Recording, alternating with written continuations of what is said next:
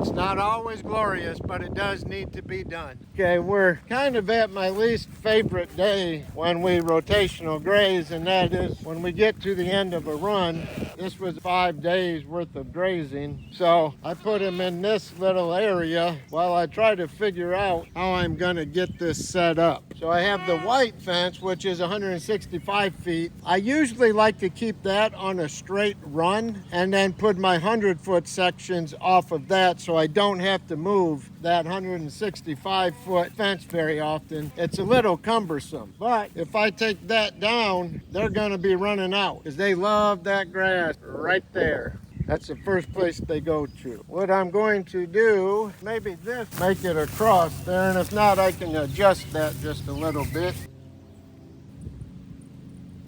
My little shade shelter or rain shelter, I got this built, and I didn't glue all of the joints. And the reason I chose not to is obviously a strong wind comes by, it'll blow this thing away. So I made these kind of breakaway. So if the wind gets too strong, the hope is that these break away and allow this cloth to fold down rather than flipping it over and blowing it for miles wherever it may end up. You busted that piece. It looks like it's gonna rain before noon. This thing is surprisingly light, and I'm gonna make some improvements on the sled to bevel those front ends out because the tall grass wants to grab the end of them 2x4s. So if I get that beveled back, it ought to work pretty good. All right, the rain has started to come down.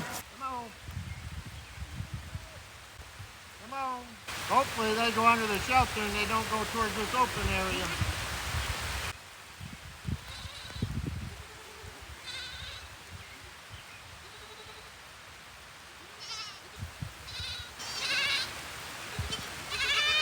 Those 4 remaining kids, the baby goats, those are my problem goats. They never want to follow the herd. They're always back.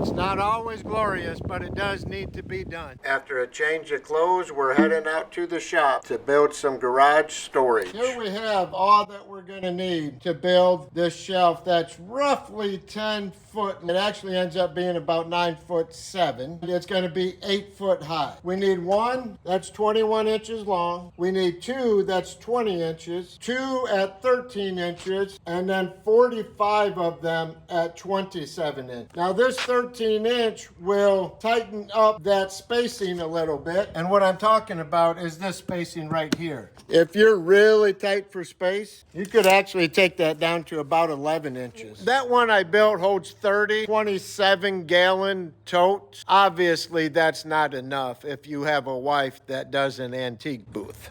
What we are going to do is have very minimal cutting.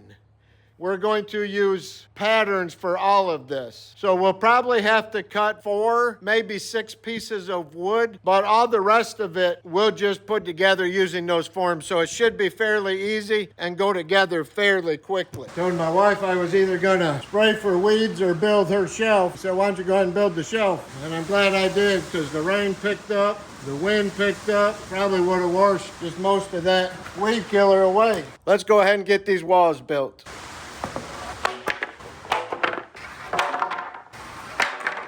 Normally we would build, 16, 18, 24 inch on center, whatever we're building, but these, we're not gonna do it that way. Remember on these, we're gonna have them 21 inch.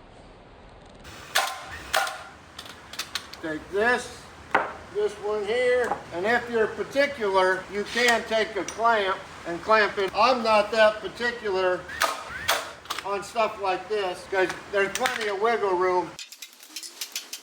Okay, we'll go ahead and do the top plate. And remember to start on the same side. And the rain's starting to come down, so probably won't be able to hear me that well.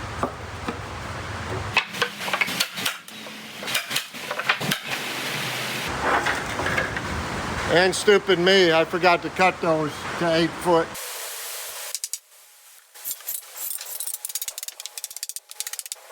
I remembered I didn't cut this when I went to lift it, and it weighed just as much as the last one that I did. That's a whole lot lighter. All right, I'm gonna need 6 more at 8 foot. It got to raining so hard, I just shut the camera off because it was way too loud. So these are all cut to 8 foot.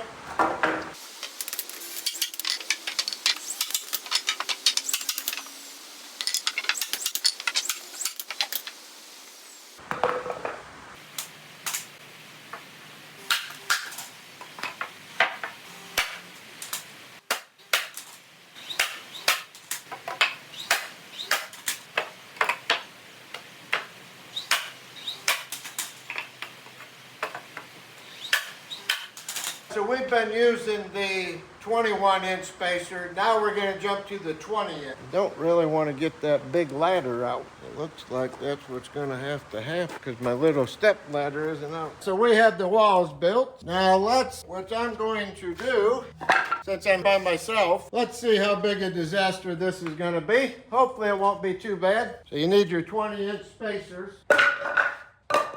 I'm going to put these up to help support this wall once we get it up. So we're going to take our 13-inch spacer, put it right against here.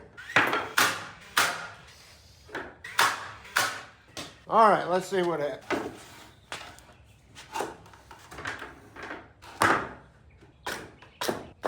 There we go. That's balancing there. So we have our 20-inch spacers right there and right there. And this, I cut that end off. I haven't cut this end off yet. So we want to step back and make sure these are kind of in line. Which if you look straight on, those look, they're pretty much in line. And we have some wiggle room until we put the braces on.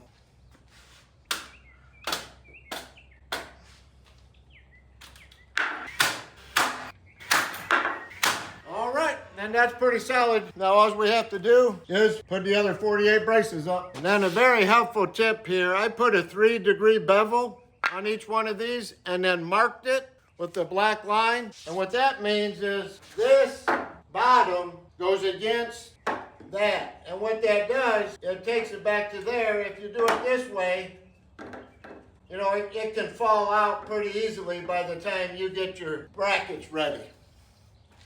That'll just eliminate some of the frustration. And that tip is free.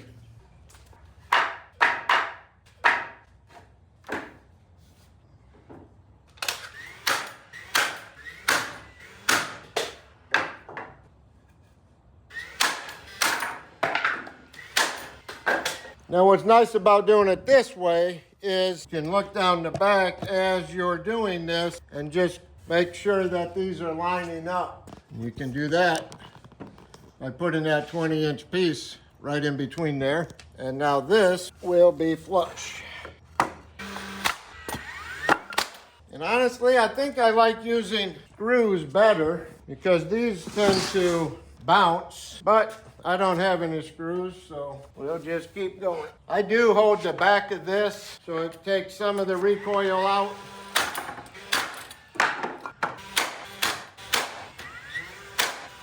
And it is nicer if you have 2 people. You don't have to deal with picking these things up when they fall. You know what?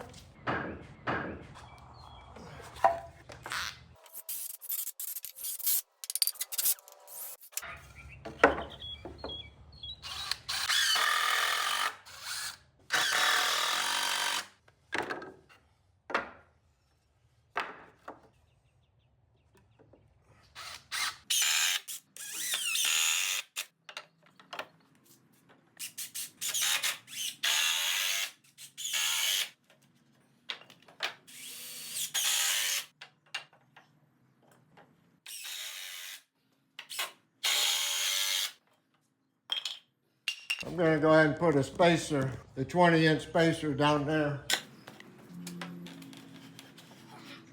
Perfect. Once Once I add that 20-inch spacer there, everything is flush and in line, and the rest of putting on these shelf brackets goes really quickly.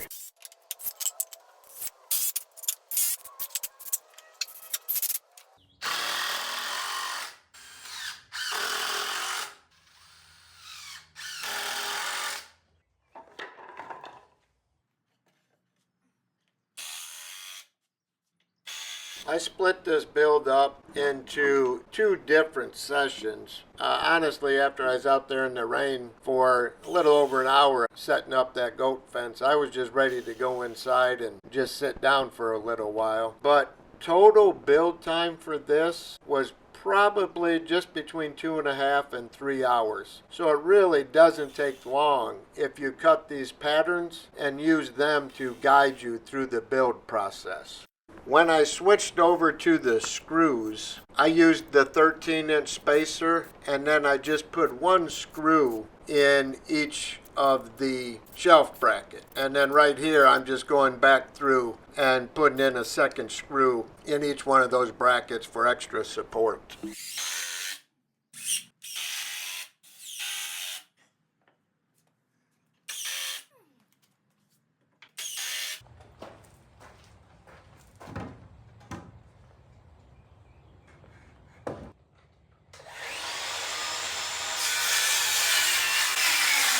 Then the final step to shore this thing up, make sure it doesn't wiggle, is just to put on a couple of brackets. However they can go on in the back. For my shop, it really doesn't matter. I'm going to use the nails. The reason why is screws tend to break.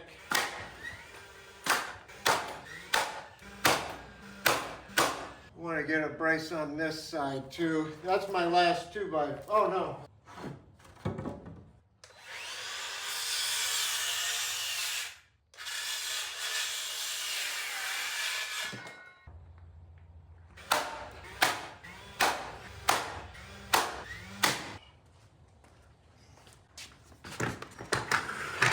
There we go. And as always, thanks for watching.